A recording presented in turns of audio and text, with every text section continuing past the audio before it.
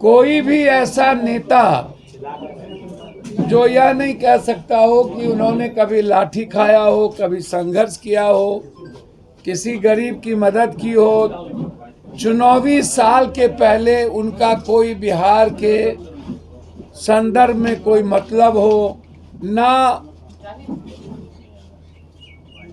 ऐसे ऐसे नेता देश में आ गए जो हमेशा बैक दरवाजे से देश के संविधान लोकतंत्र के लिए खतरा रहते हैं, समाज के लिए खतरा रहते हैं, और उनकी यात्रा होती है सिर्फ सत्ता, सियासत, कुर्सी के लिए। तो बिहार में जो लोग, चाहे सत्ता वाले लोग हों, चाहे विपक्ष हो, चाहे कोई और हो, उनकी यात्रा जो है बिल्कुल इस बिहार के 14 करोड़ जनता के भावनाओं के खिलाफ है, उसकी आजादी के खिलाफ है, लोकतंत्र, बिहार की संवैधानिक और लोकतांत्रिक मूल्यों के खिलाफ है। उनकी, इन लोगों की यात्रा सिर्फ सत्ता के लिए केंद्रित है। 29 तारीख से जो हमारी यात्रा निकलेगी, मेरा जो सबसे बड़ा मुद्दा आज है, उसी में सब कुछ है। मैं इस देश में चाहता हूं कि कोई भी देश के लोग उठे तो मंदिर में शिव का, कृष्ण का, राम की स्तुति सुने, गुरुद्वारे से गुरबानी सुने, चर्च से जीसस की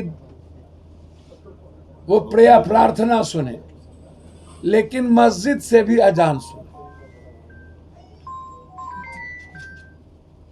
लगातार आम आदमी की आजादी पर हमला से होते होते जिस तरीके से लगातार इस हिंदुस्तान में 20 सालों के अंदर, 10 सालों के अंदर मुसलमान खाएगा, मदरसा में क्या पढ़ेगा, दलित की पढ़ाई होगी कि नहीं, जो पढ़ेंगे वो इनसे पूछेंगे मदरसा की पढ़ाई में क्या होगी, जिएंगे कैसे, खाएंगे क्या, घर बनाएंगे तो इनसे पूछेंगे, और अब मरने के बाद कब्रिस्तान में जाएंगे तो टैक्स अदानी अंबानी को देंगे, इनसे पूछेंगे। तो क्या आप जीते जी तो मारते रहे जेल में? अभी दिल्ली हाईकोर्ट ने दिल्ली के 4 दंगे में जिनका नाम इन्वॉल्व किया था, उन चारों को बरी कर दिया। तो आप तो धर्मों पर की जो स्वतंत्रता है, किसी भी धर्म, उसकी आजादी पर जो हमला है आपके, हम उसके खिलाफ। आप विकास का काम करिए, हम साथ देंगे। आप बिहार को विशेष राज्य, विशेष पैकेज दीजिए, हम आपके साथ खड़े रहेंगे। बिहार के युवाओं को आप नौकरी दीजिए, खड़े रहेंगे। अग्निवीर खत्म करिए, खड़े रहेंगे। किसानों के अधिकार की बात करिए, खड़े रहेंगे। हम सरकार के विरोधी नहीं है, लेकिन आप किसी भी धर्मों की आजादी की को छीनेंगे तो हम उसके खिलाफ रहेंगे, एकदम रहेंगे। इसीलिए हमने वक्फ कब्रिस्तान अधिकार यात्रा की शुरुआत 29 तारीख से हम अररिया, 30 तारीख को किशनगंज, 31 को कटिहार,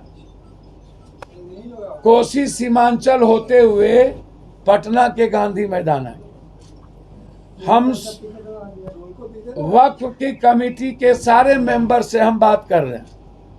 इमारतें सरिया से लेकर इस्लामिक जितने इदारा हैं, मिल्ली काउंसिल से लेकर के सबके इदारे के जो चीफ है, उनसे मेरी बातचीत हुई है। हमने अन्य धर्मों के लोगों से भी बातचीत की है। यदि इस तरह यह काला कानून लाते गए और कभी हर धर्मों की आजादी पर और लोगों के जीने के आज़ादी पर ये हमला करते रहे। अब मरने के बाद भी कब्रिस्तान में जाने के लिए सोचना पड़े मुसलमानों को या किसी को टैक्स अदानी अंबानी को दे और सारी जमीन अदानी अंबानी को दे दिया जाए, तो ये जो सारी जमीनें अदानी अंबानी को दे दिया जाए, इसके हम खिलाफ हैं। मरने के बाद कब्रिस्तान का अधिकार के हम खिलाफ हैं।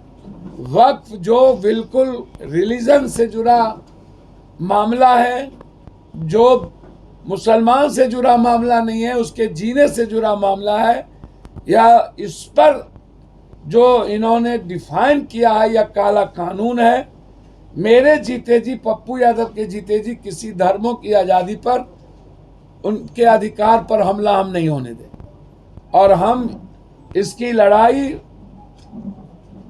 सीमांचल कोसी होते हुए हम पटना के गांधी मैदान आएंगे और सदन में यदि इस काला कानून को लाया गया तो हम उसकी पूरी जोर विरोध करेंगे। जरूरत होगी तो उस कानून के खिलाफ आर पार की लड़ाई लड़ेंगे। लेकिन मेरे जीते जी किसी भी कीमत पर वक्फ, कब्रिस्तान या किसी भी धर्म की आज़ादी पर कानून ला करके उसकी आज़ादी छीना जाए, ये नहीं होने दें। धन्यवाद।